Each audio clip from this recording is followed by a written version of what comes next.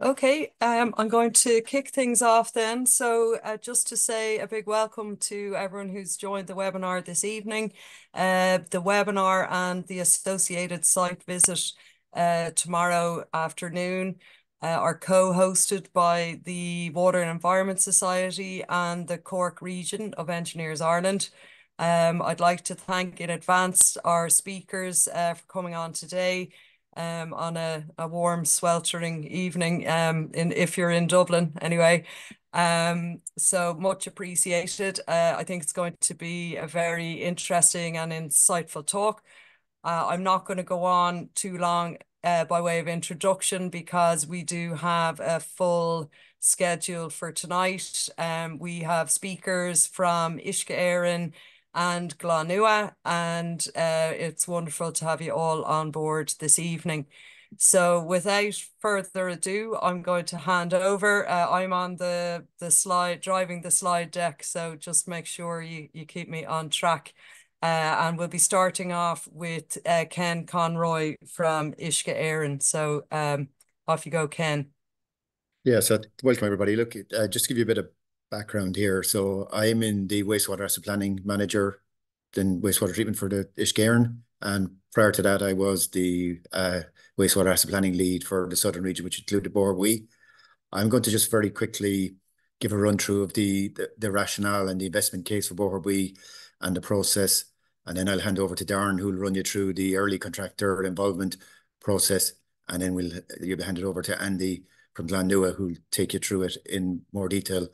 So, Sheila, if you just move on to this next slide there, please.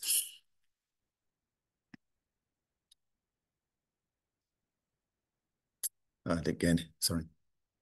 Yeah, so just in terms of give people a bit of background on wastewater asset planning and our capital investment plans, Uisce Eireann, our Irish Water, was established on the 1st of January in 2014. And our initial investment plan, 2014 to 2016, was based on legacy and carryover projects from the local authorities and the Water Surface Investment Plan.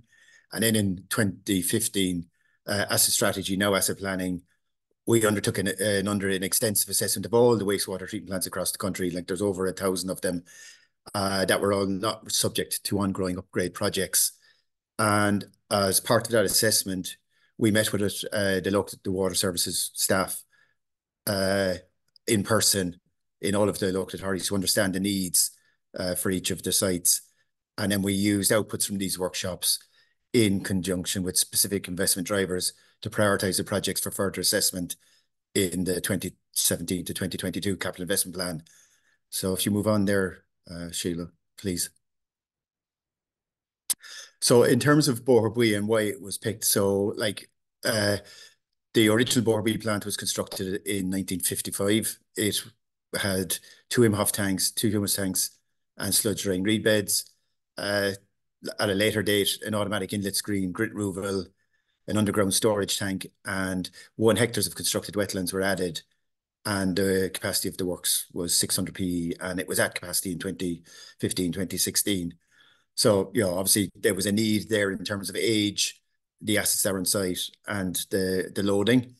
In terms of the receiving water, it discharges to the Brogueen River, which is part of the River Blackwater SAC, high status objective under the Water Framework Directive, and just for freshwater per mussel, and the status is good. So it wasn't achieving its Water Framework Directive objectives. And then the EPA had issued a wastewater discharge authorization for Boherbue in June 2013. And it had, you can see there from the emission limit values, it had 15 milligrams of BOD, 0.5 ammonia, and 0.3 R2P. And the existing works, as it was, could not consistently achieve these ELVs. So they're some of the drivers for the upgrade. So Sheila, if you just move on to the next one. So look, I'm not going to go through this like into much detail, but we said, sorry, Sheila, did it skip a slide there? No. So if you go back again, please. The other way, sorry. Go back. I can only go in one direction. Oh, sorry. Oh, got it. No, got it. Sorry. Yeah. There we are. We've the Okay. upgrade and then the investment Oh, drivers. sorry. There's a slide. Sorry. There was a slide missing. Sorry. So look, there's a slide there that set out the investment drivers under different criteria. But basically, what we so we had primary investment drivers, secondary investment drivers, and others. And Boherbue, which I was going to go through with that, but Boherbue hit two primary investment drivers. One was impacting on the designated freshwater paramussel waters, and it was listed in the PAL, which is the WAL, which is the wastewater action list. It's a bit like the remedial action list that people from the water will be familiar with as at the time. And then there was three other investment drivers. It was less than 2000 B and overloaded, and which was one of our business plan objectives. It was non-compliant with the license ELVs, and it was also going to be overloaded with the grow protections. So there was like 52 plants across the country that were taken forward, and 9 of them in Cork, and they were including Boherbue, they were bundled together. Plants in other counties were bundled into other groups.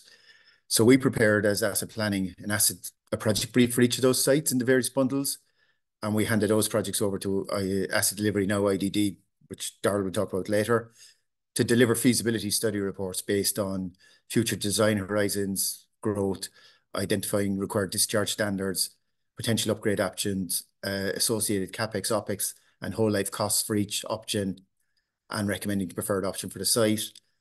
IDD tendered those various bundles, and asset planning worked closely with IDD and its external service providers, working through our investment workshop process to finalize the FSRs and preferred solution. And then based on the nature, the scale and the complexity of the recommended works, IDD determined that some of these projects would be best delivered as standalone design build type projects, but others had potential to be delivered during collaborative early contractor involvement approach. And Boherbue was assessed of one of those. And then during the process, asset planning worked closely with IDD and its ECI partners through innovation and collaboration. So just for people's information, at an early stage, asset planning and we have a core project team as part of our I2O investment process. So at an early stage, asset planning and asset operations would have been working closely to deliver or to identify the scope and what was required in the project. And then when it was handed over, the core project team would have been expanded to bring in IDD, and in this case, because it's an ECI contract, Glanua, and we would have worked very closely again during the process to make sure. So a lot of the stuff that Darren and Andy will go through in the process has gone through that collaboration process with asset planning and asset operations to make sure that the project delivered is suitable and what all the stakeholders are looking for. So I'm finished there now. So I'm just going to hand over to Darren, who can take it up and take you through the ECA process in more detail. Very good. Thanks, Ken, for that introduction. I suppose my name is Darren O'Leary, and I am the Wastewater Program Manager in Infrastructure Delivery in ECI and largely in the Southern Region 2A. So I suppose I'm just going to, if you just move along to the next slide there, Sheila, please. What I'm just going to do here for a few minutes is just give a quick overview of the ECI model. Conscious some people here will be familiar with it and some people won't. Before I pass over to Ben Joy, who was the Senior Project Manager involved in the project, and ultimately Ben will go through, I suppose, in practice, some of the benefits of what the ECI model allowed to happen in Boherbue. So I suppose very quickly, the ECI model, as it suggests, is a delivery model whereby the contractor is engaged a lot earlier from the start of the project lifecycle. I suppose one of the key principles of this is increased collaboration between the contractor and the client, where they offer input into design, planning, and right through into construction and handover stage of the project. And I suppose ultimately, this leads to greater cost certainty, reduced timelines, greater efficiencies, and quite often, encourages innovation. And I suppose on the graph here on the screen in front of you, you can see this illustrated by the red sphere on screen, by having the contractor involved in this very early stage in the life cycle. and the design. I suppose it maximizes the ability to impact the design. And in the case of Boherbue, ultimately, the design, the opportunity for, I guess, innovation and sustainability to come to the fore. And I suppose in the bottom half of the slide there, you can see some of the other benefits, particularly in the program side of it, by removing a lot of the traditional tendering process and a lot of the redesign work that quite often happens on projects passing from design to construction teams. We're able to see a lot faster timelines for projects and achieve some efficiencies there. So if you just move on to the next slide there, Sheila, please. Again, look, this slide really is just a highlight in the case of Boherbue, some of the key benefits that we saw thanks to the ECI model that Ben and Andy will go through there shortly. So I think the few that really jump out is innovation, collaboration right across the sphere, as Ben mentioned, and then supply chain knowledge, again, which will come up later, particularly in the sustainability aspect of this from reed beds and solar. I think the program also, jumps out in Boherbue. We're going from mobilizing on site to starting trial operations again in 15 months. And I think, Andy, you'll correct me if I'm wrong, that there was machines rolling onto site, if not the next day, within a few days of signing PDI, which is a testament to the model again.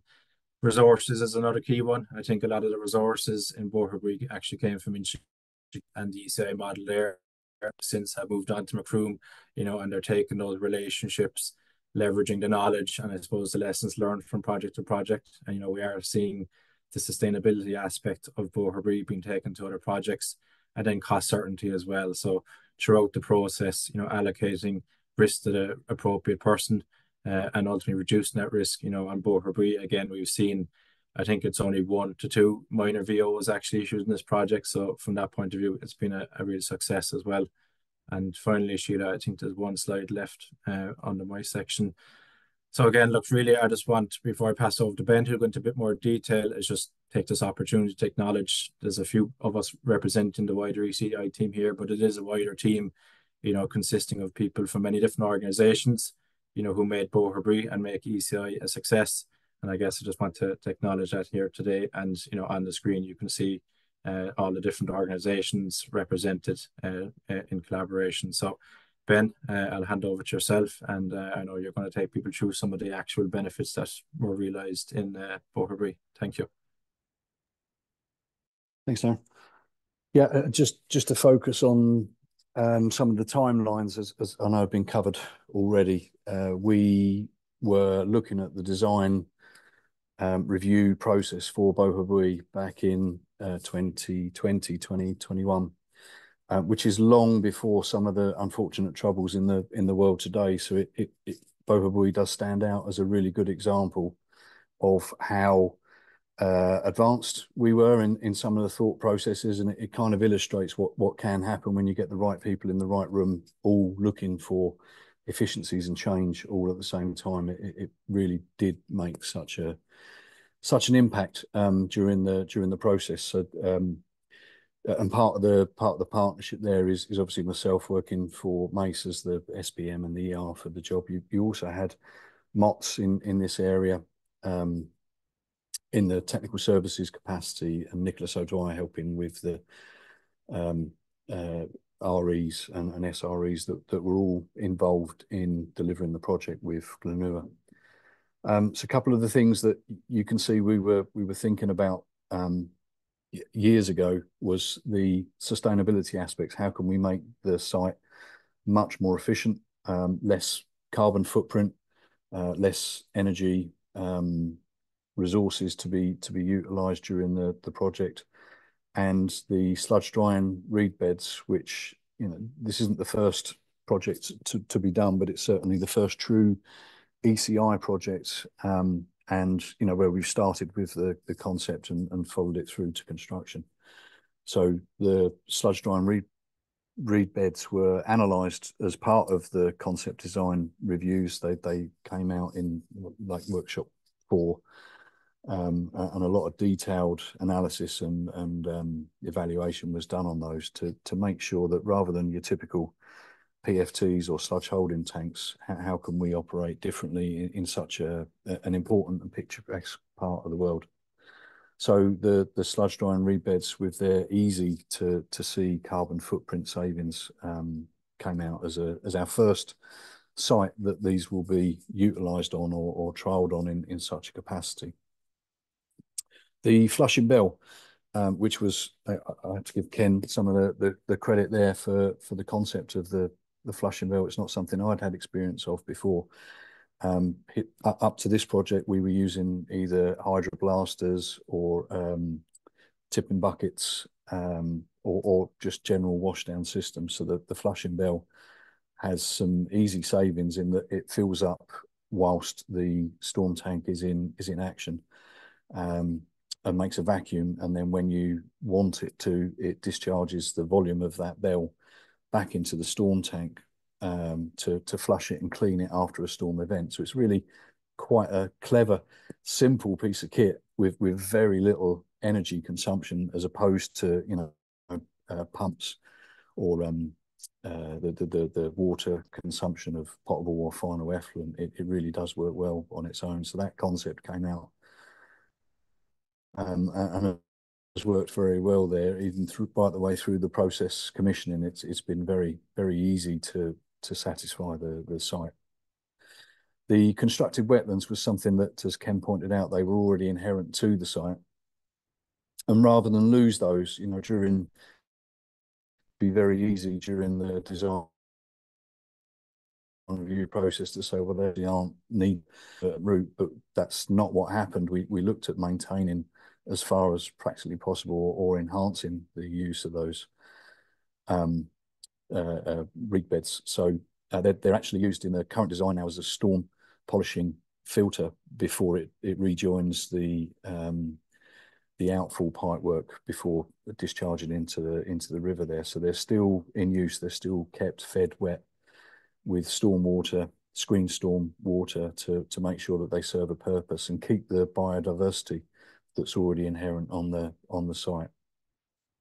The solar PV farm, as I said, you know, we're 3 years ago, before the current troubles and trials and tribulations of the world, was we were lucky with the space that was on the site, and we were able to justify the cost benefit analysis for the solar PV.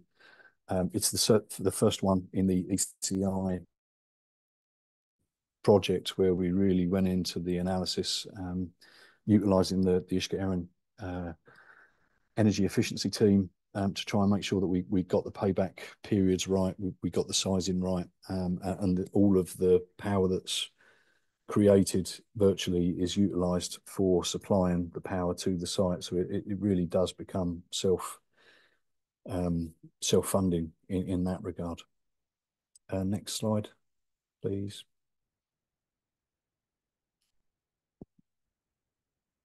And through I mentioned about getting the right people in the right place at the right time. So the standardized designs, which is something wherever you can make something simple, concentric, or easy, it becomes cheaper. And that's obviously, you know, part of the efficiency for the whole ECI concept. So wherever possible, we standardize any part of the project, so that the welfare buildings at Boherbue became our template, which has been replicated now over 3 or 4 different sites.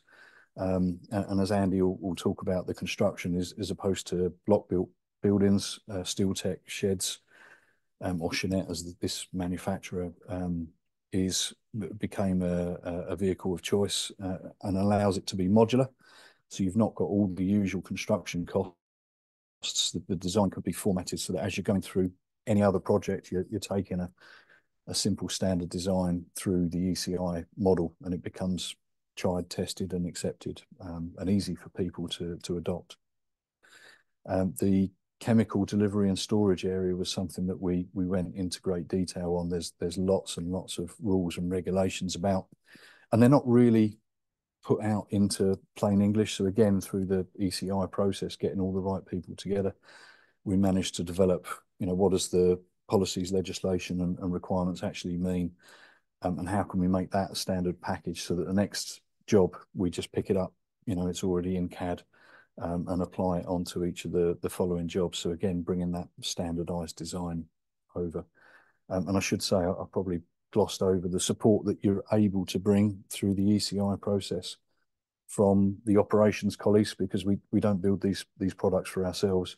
We build them for Uisce Eireann and to hand them over to our operational colleagues. So their involvement through the process and the ability of the ECI process to build what is needed for the end user really come into play here for Boherbue. And again, the emergency shower arrangements have become quite a standard design for us, for ECI and the business, to make sure that we comply with all of the standard requirements and regulations. Next slide, please. Scalability. So I've probably sold you a lot of the benefits there of ECI. And one of the benefits there for the Boherbue project itself is that it could well be a standard design in itself. You know, again, if you can take a project, reduce your program window for your design, bring all of the CAD Revit files that you've got for Boherbue and just apply them somewhere else. You haven't got to recreate the wheel. You know, you haven't got to go through all of the analysis for, does it actually work? Are the flow rates right? Is the you know, it's a sizing exercise. You know, it's a bigger tank or a slightly bigger pump or whatever, but you've got fundamentals built there into the design itself. And we're looking as a further opportunity into how we could make that banded, you know, PE dependent. So having a scalable wastewater treatment works that could be applied across various different sizes and sites in the country. So again, you can reduce your design window. Even the planning application becomes, you know, here's one we did earlier, so we'll just adjust it to suit the topographical information that's on each individual project going forward. And again, that should then mean that you can get down to some sort of standard pricing options or opportunities and arrangements. And then, like Darren mentioned earlier on, if you've got the cost certainty in the earlier stage, it becomes very easy to pick up a tried and tested model, albeit with, you know, inflation fluctuations or savings or whatever happens, and then apply it on a different project. So you know, Boherbue really does become a test case for future successes and future projects. I think that's me. So over to you, Andy. Thanks, folks. Yeah, just a bit of background on myself. Andy Heekin, I'm the framework manager for Glanua, which was Glanagua when we first started this design process. I came on board at Glanua in 19, just at the very onset of ECI, to try and manage the delivery for ourselves and just to try generate that collaborative culture, having worked on frameworks across the UK and in North America. I'll just run through at a very high level how we went about the project and stuff like that. So Sheila, if you could maybe go on to the next slide, it'll give you a quick overview of what I'm going to go through. Is the scope of the works, the considerations and the design objectives of the entire team as we're going through it, a very quick overview of the scheme and the design and delivery decisions that we took to try and improve the sustainability as we're going along through that design phase, and then the outcomes of them decisions, and just finish it off with a program overview and a slide on how the sludge drying reed beds and the solar PV panels are operating. So if you could move on to the next one, Sheila. So as Darren and Ken and Ben and all mentioned it, this was done through the ECI, but prior to this, we as a group, we had been given projects that were some way down the workshop stage, but this would have been the first full ECI project that we were given, as in a group of people. We had to do all of the planning, the environmental impact studies, discharge license applications, the whole way through detailed design and all that while the planning was going along. And it was noted in the wider Uisce Eireann Association, it actually went through planning first time, no RFIs, which was a nice commendation for the team, the amount of work that went in across all stakeholders. So that was good, and it enabled us to get in the ground that little bit quicker as well. So within the works, Our scope was a new foul and storm screening with separation for the excess Formula A flows.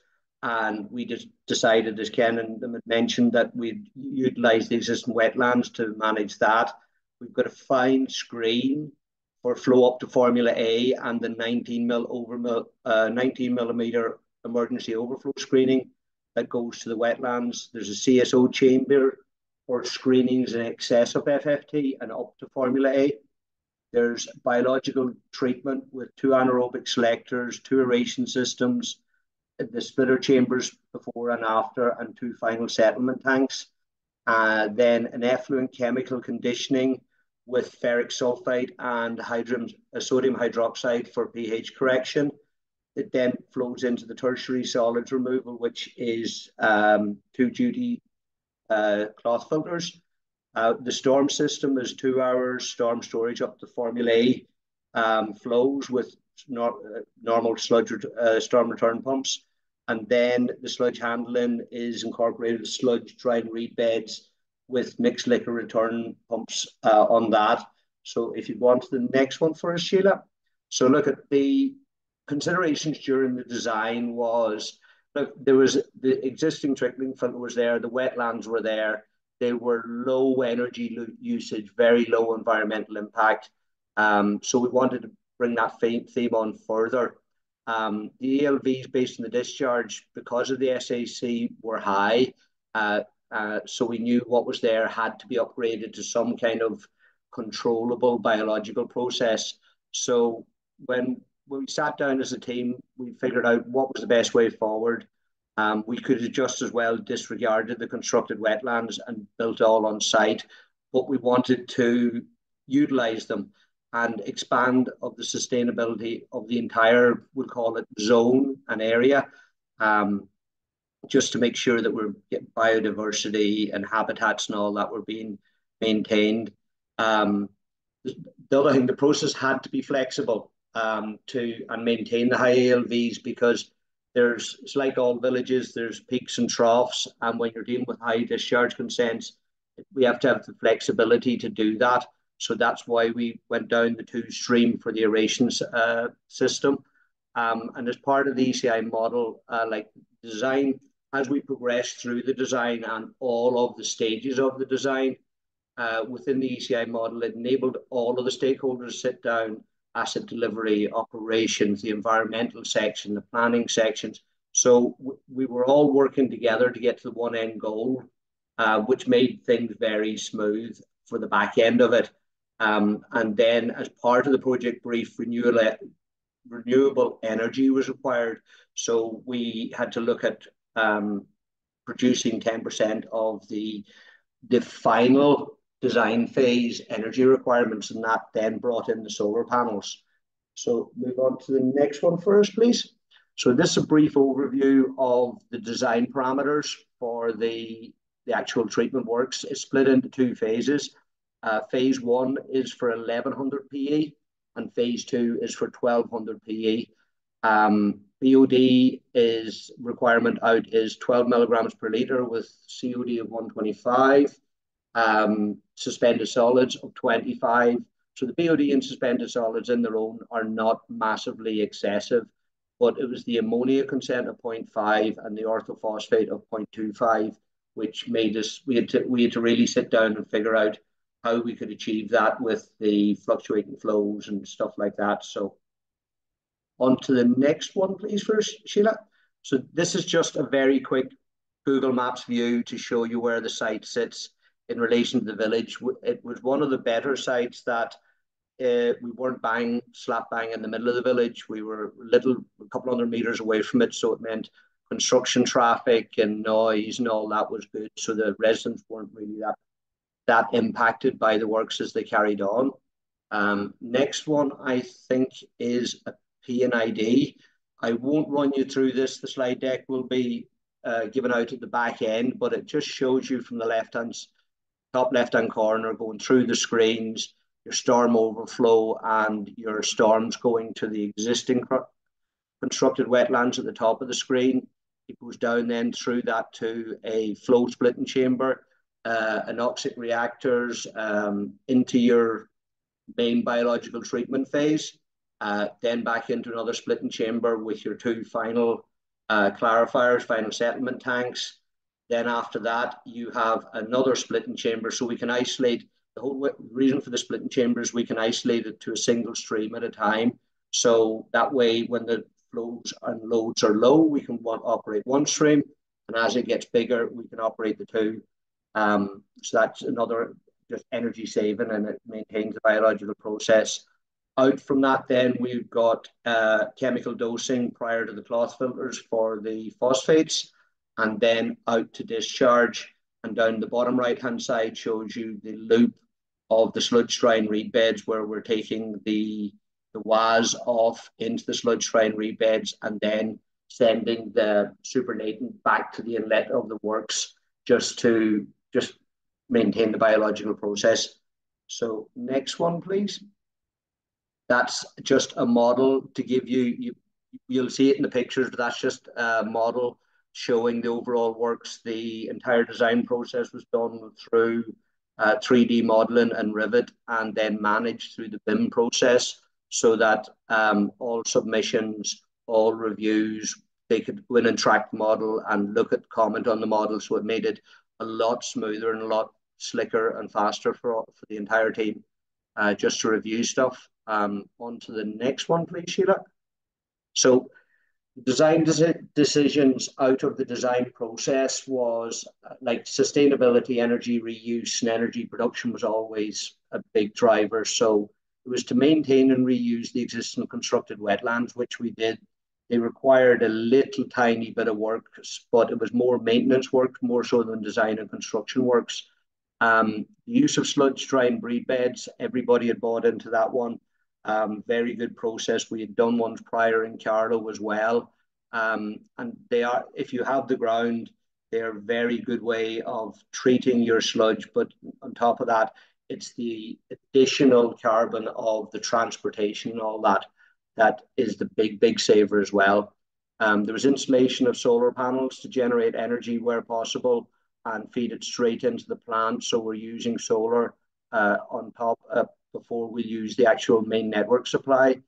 We, as Ben had touched on, we'd used modular buildings for the control room and the operators' facilities. We decided to use steel buildings for that. When you work the carbon footprint and the health and safety risks and all that associated with it, it became a far more sustainable option. Then when we looked at the tankage within the site, we started to really get into the design of it and look at the carbon footprint, the safety, the speed of installation. We ended up using precast tanks for all of our treatment process because they were quicker, less of an impact, they were less of a safety risk. And then even stuff like where the tertiary filters went in, it's down below the treatment plant. It's about a 4-meter dig. We could have put in a gravity retaining cast in place concrete wall, and the guys come up with a novel concrete block retaining wall, again precast dropped in. One thing that I hadn't mentioned on this one, and it's one that's coming up on a few of the newer projects, we're using GRP handrails and walkways there. And when you actually look at the carbon footprint associated to them in the manufacture and all that, there's a substantial saving there. It's just I don't really have any figures on that at the moment, but I know there is savings. On to the next one, please. So look at this is just a quick slide showing you the sludge drying reed beds as they stand now. That was last September. They were in full bloom. They're back in full bloom again. They're growing well, so anybody on the visit tomorrow could see them. But the big driver for them was to maintain habitats for the plants and animals and maintain the biodiversity. It enhances and safeguards the discharge consent as well, because we control the supernatant returns, and the sludge just demineralizes itself. And the sludge drying reed beds, along with the constructed wetlands, they're a civic amenity. They can walk down the side of the plant, look at the bed. They can see the sludge drying reed beds and then going into an open habitat of the wetlands. Next one, please. So I got my two slides mixed up. That's the drone pictures of the sludge drying reed beds in September. So just to give you some rough figures on them, the average sludge that we are sending to them on a daily basis is about 6 cubes a day. They're designed for 9 cubes a day. There's a reduction in the carbon footprint of the plant of approximately 45 tons over the 10 years. That's made up of transportation costs and electrical costs if you're going through PFTs and you're going through belt presses and whatnot. The carbon capture then of the natural plant growth is another big driver there. And the actual organic matter from the sludge removal due to the demineralization of the sludge, there's about a 25% reduction in that. The dewatering process is completely zero energy consumption because we're relying on the consolidation, demineralization of it, and they're designed after 10 to 15 years, depending on the loading, just for the sludge to be removed from them, and it's a dry compostable material.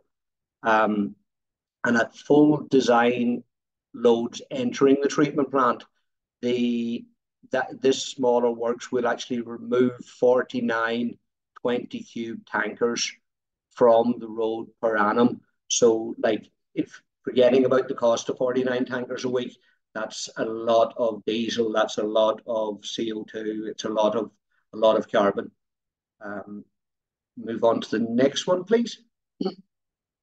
So the solar panels, as you can see, there's a picture of the solar panels there. It's just to the right-hand side of the works. As Ben mentioned, we were lucky to have the ground there, and we just devised a novel Kelly block system to frame mount them on the ground. So in total, there's 50 kilowatts of panels installed, and it can produce about 42,500 kilowatt hours of electricity per year. When you run the calcs on that, that's a carbon saving of 13.7 tons per year, which is another big saver there. And there's huge savings long term over a traditionally built wastewater treatment plant of this kind. I know we've put in solar on other sites, and when the energy crisis kicked in, buyback time on them reduced by about 75%. So they're a really good thing to put into a treatment plant if you have the room. They'd be highly recommended. We had 10% to produce here. There's ground there. If we want to up that production from 10%, we can do so. On to the next one, please. So modular construction, I had mentioned earlier, Ben had mentioned it as well. We've gone down with the ECI, we've gone down the route of 2 or 3 different sizes and types of the building for the MCC, for operator facilities, for toilet facility, showers, that. And there's a number of people doing them, but what we find with the steel modular buildings, they're now BCAR compliant, which is a great driver for us. There is studies to show, I just don't have the figures on me at the moment, that the carbon footprint of these buildings, as opposed to a block building with the labor and all the rest and the production of the raw materials, is significantly lower. But the big thing for us and the big thing for everybody, it really reduced the health and safety risks.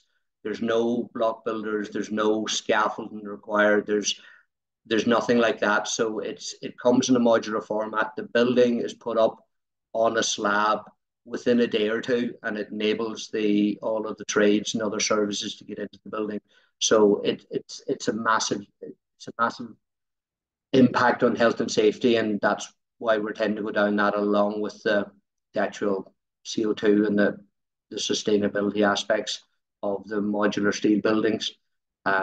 Next one, please.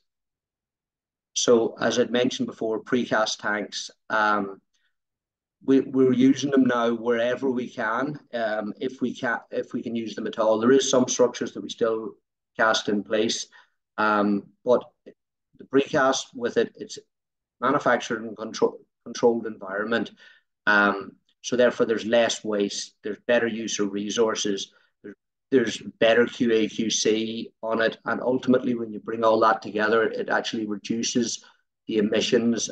There's industry data there to say it could be up on 30 and 40%, but we haven't ran the CO2 calcs on it just yet. There's less with the precast. The wall thicknesses were substantially reduced than cast in place, so it meant less concrete and less transportation. Again, less labour, plant and materials needed during construction. And the big driver, as you see, it's been through all of these. It's when you're doing it quicker and you don't need all of the shuttering and all that as well, it really reduces the health and safety risk and the exposure to all workers and all visitors to the site. So there's a lot of precast. Anybody at the visit tomorrow will see there's a lot of precast used on the site for those reasons. And next one, please. So it's a busy slide. It's a messy graph, but it's just giving you a visual of this is the energy uses taken directly from the HMI on site. So the red line indicates the network energy uses, and the blue line indicates what we're generating from the solar PV. So as you can see, we're only operating one stream at the moment. So we're probably 30 to 40% of the energy that's being consumed on site is from solar. I just don't have it on this slide deck, but at the moment as well, there's a really nifty app that we have where any operator can dial in and they can see exactly on the app all of the solar consumption, what it's been used for. And it is the way forward for these high energy consuming plants. The more solar you can put in, and the solar panels are getting more efficient, taking up less land space as well. So that's a good indicator when you see it on the graph what you're actually getting from the solar PVs. And then the next slide is just again directly from the HMI. So that was the daily sludge WAS flow rates. So, and I'd said during the presentation, on average, we're doing about 8 meters cubed a day of WAS to the sludge dry and reed beds. But as you can see there was a number of days that it spiked up to 8 cubes. So again, look, we can manage all of the returns, the mixed liquors returns, everything's on the HMI. So as we're operating for this year and prior to handing it over to Uisce Eireann Ops, we would hope at the end of the year we'll have some really good data just to reinforce or to substantiate the sustainability aspects of the overall site as a product for the end users. I think that is me, Sheila, is it? Oh no, I have one left. So right, PDI program, just to give you a high level overview. We mobilized site in August 22. I just started to clear it. And as Darren had touched on, because the ECI, we've done all the work, we've reviewed all the designs. There is still some detailed design to be done as we're going through the electrical packages and that. But normally within award of contract, we're in on site within a week. Again, everybody's moving from project to project. They know the requirements, the teams are comfortable. So it enables very quick turnaround when we actually get on site. Then the main construction work started in September 22. The main dig was completed sometime in December, middle to end of December 22.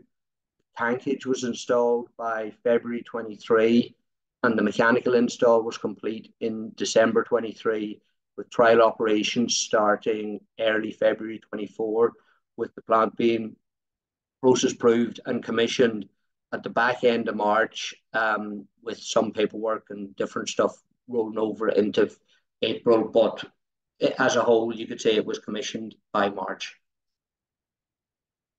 So I think that is me. Yep, and that's